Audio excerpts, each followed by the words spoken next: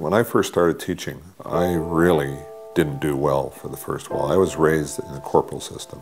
My parents punished me corporally, the school punished me corporally. I would get strapped for going up the down staircase, get strapped for wearing running shoes to class. That's the way discipline was handled in that era. So when I first became a teacher, I tried that and I met with rebellion. You know, in the time that I'd been away in the Navy and then gone to university, kids had become smarter and asked questions, and I never would have asked questions of the teacher. I was totally unprepared. And I considered, after my first year, leaving teaching because it wasn't fun. And that summer I went to summer school and I took a course in Adlerian psychology. And Adler's approach to discipline was, there are natural consequences. You don't eat your dinner, goes in the garbage, you don't get it. You don't get something to eat later when you're hungry.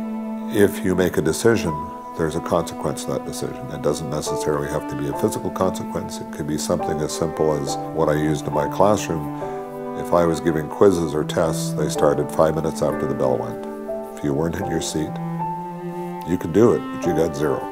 So if you decide to go outside for a smoke, or go and play kissy face with your girlfriend in the parking lot, that was a decision you made, and the consequence for that decision was you got 0 on that quiz.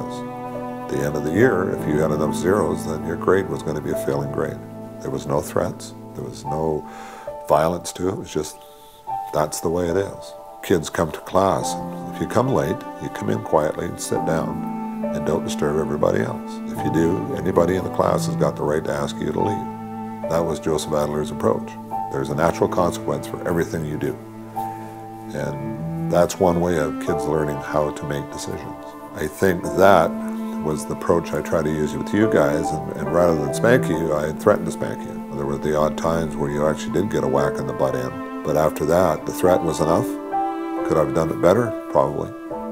Would I do it differently now? Probably. As you grow older, it's amazing how smart you get.